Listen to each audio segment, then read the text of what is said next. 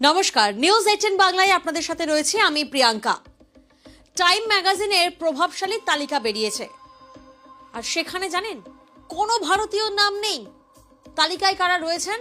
তালিকায় রয়েছেন ট্রাম্প, রয়েছেন এলন মাস্ক, তার সঙ্গেই নাম রয়েছে মোহাম্মদ ইউনূসের, কিন্তু কোনো ভারতীয় নাম নেই। বিশ্ব নেতাদের লিস্টে প্রথমেই রয়েছেন ব্রিটেনের প্রধানমন্ত্রী কিয়ার স্টারমার। 100 জন প্রভাবশালী তালিকা প্রকাশ করেছে টাইম ম্যাগাজিন। এবছর এই তালিকায় জায়গা করে নিতে পারেননি কোনো ভারতীয়। ভাবছেন, কিন্তু সেই তালিকায় অর্থাৎ সেই প্রভাবশালী তালিকায় রয়েছেন মোহাম্মদ ইউনূস। প্রভাবশালীদের মধ্যে রয়েছেন বাংলাদেশের অন্তর্বর্তী সরকারের প্রধান উপদেষ্টা মোহাম্মদ ইউনূস, মার্কিন প্রেসিডেন্ট ডোনাল্ড ট্রাম্প ও টেসলা কর্তা এলন মাস্কের সঙ্গেই তালিকায় নাম লিখিয়েছেন মোহাম্মদ ইউনূস। অর্থাৎ 100 জন প্রভাবশালীদের নামের মধ্যে ডোনাল্ড ট্রাম্পের নাম রয়েছে, এলন মাস্কের নাম রয়েছে, মোহাম্মদ ইউনূসের নাম রয়েছে, কিন্তু কোনো ভারতীয় নাম নেই। গত বছর টাইমের 100 প্রভাবশালীদের মধ্যে ছিলেন বলিউড অভিনেত্রী আলিয়া ভাট, অলিম্পিক পদকজয়ী কুস্তিগীর সাক্ষী মালিক, কিন্তু এবছর আর কোনো ভারতীয় নাম এলো না।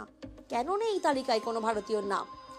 প্রত্যেকবারের মতো এবারেও লিডার, আইকন, টাইটানস এই 3 তালিকায় প্রভাবশালীদের নাম ঘোষণা করা হয়েছে। বিশ্ব নেতাদের লিস্টে প্রথমেই রয়েছেন ব্রিটেনের প্রধানমন্ত্রী কিয়ার স্টারমার।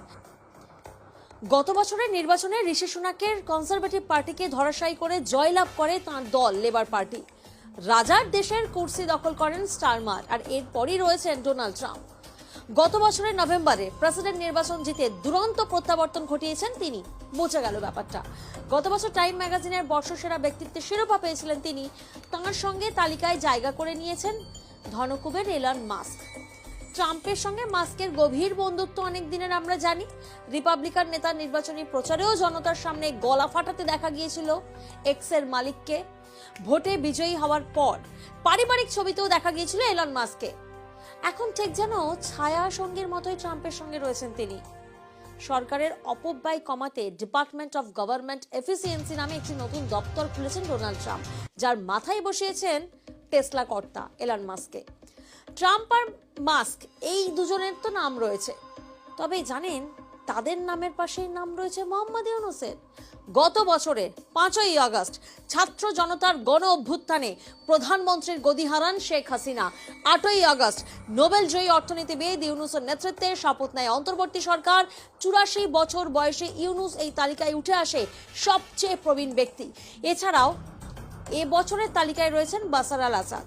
সেই আলোচনাতেও আসছি, কিন্তু তার আগে এই প্রশ্নটা উঠছে যে বাংলাদেশ থেকে একাধিকবার অভিযোগ আসছে হিন্দুদের